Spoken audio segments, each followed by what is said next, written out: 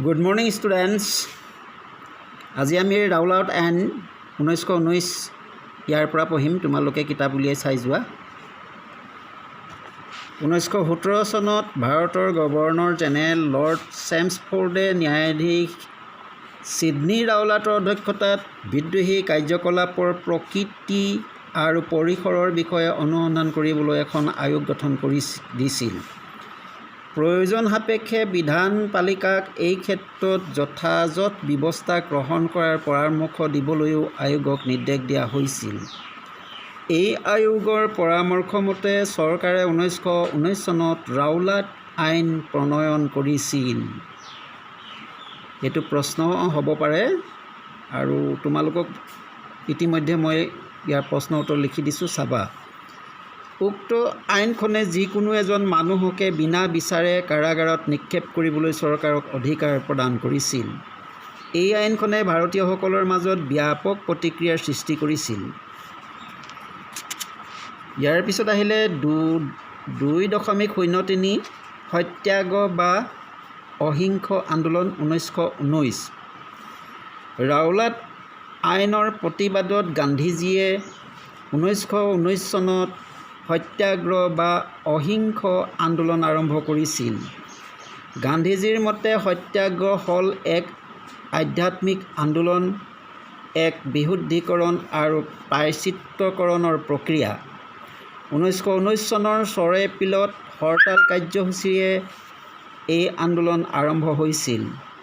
সকলোৱে ব্যৱসায় বাণিজ্য পৰিহাৰ কৰি অনশন আৰু প্ৰাৰ্থনাত বহিছিল।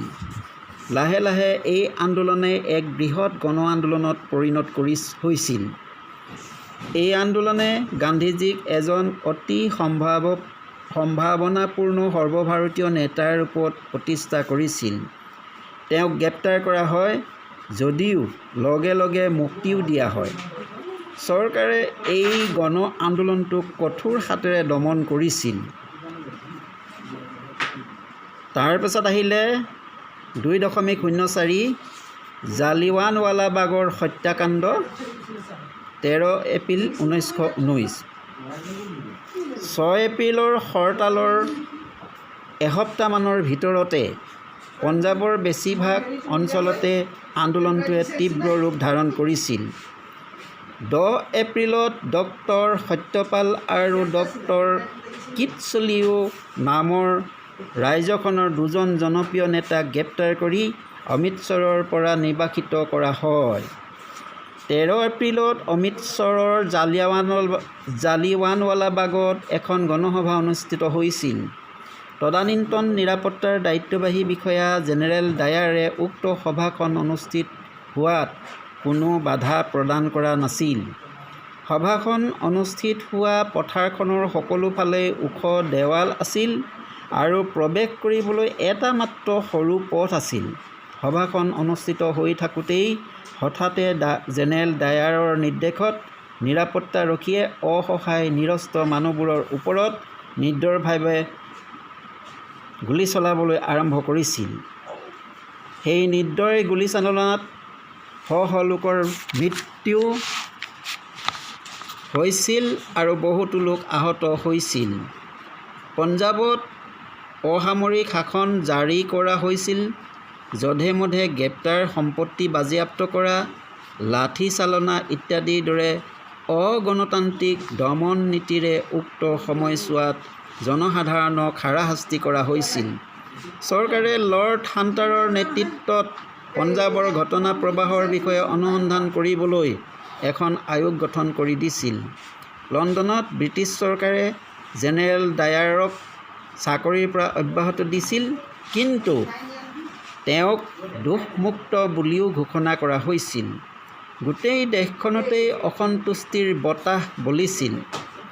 জালিয়ানৱালাবাগ হত্যাকাণ্ডৰ প্ৰতিবাদত ৰবীন্দ্ৰনাথ ঠাকুৰে ব্ৰিটিছ চৰকাৰে তেওঁক প্ৰদান কৰা নাইট উপাধি পদত্যাগ কৰিছিল। 2.05 খিলাফত আন্দোলন। প্ৰথম বিশ্বযুদ্ধত তুৰ্কীসকলৰ পৰাজয়ৰ ফলস্বৰূপে খলিফাৰ গুৰুত্ব একেবাৰে কমি গৈছিল। মুছলমানসকলে তুৰস্কৰ সম্ৰাটক খলিফা বা আধ্যাত্মিক গুৰু হিচাপে গণ্য কৰিছিল। কিন্তু খলিফাই নিজৰ সাম্ৰাজ্যৰ পবিত্ৰ ঠাইবোৰৰ ওপৰত অধিকাৰ হেৰুওৱাত মুছলমানসকল উত্তেজিত হৈ পৰিছিল। ভাৰতীয় মুছলমানসকলে খলিফাৰ দুৰ্ভাগ্যত শংকিত হৈ পৰিছিল আৰু মৌলানা শওকত আলী আৰু মহম্মদ আলীৰ নেতৃত্বত এখন খিলাফত সমিতি গঠন কৰিছিল। এই সমিতিৰ উদ্দেশ্য আছিল ইছলামৰ আধ্যাত্মিক গুৰু খলিফাক পূৰ্বৰ মৰ্যাদালৈ ঘূৰাই অনা। গান্ধীজীয়ে ৰাষ্ট্ৰীয় স্বাৰ্থত ভাৰতীয় হিন্দু আৰু মুছলমানক ঐক্যবদ্ধ কৰিবলৈ ইয়াক এটা সুযোগ হিচাপে গ্ৰহণ কৰি খিলাফত আন্দোলনলৈ মুকলি সমৰ্থন জনোৱাৰ সিদ্ধান্ত গ্ৰহণ কৰিছিল। তেওঁ খিলাফত সমিতিক অহিংস অসহযোগ আন্দোলনৰ জৰিয়তে নিজৰ দাবী উত্থাপন কৰি চৰকাৰক দাবীসমূহ মানি ল'বলৈ বাধ্য কৰিব পাৰিব বুলি পতিয়ন নিয়াইছিল।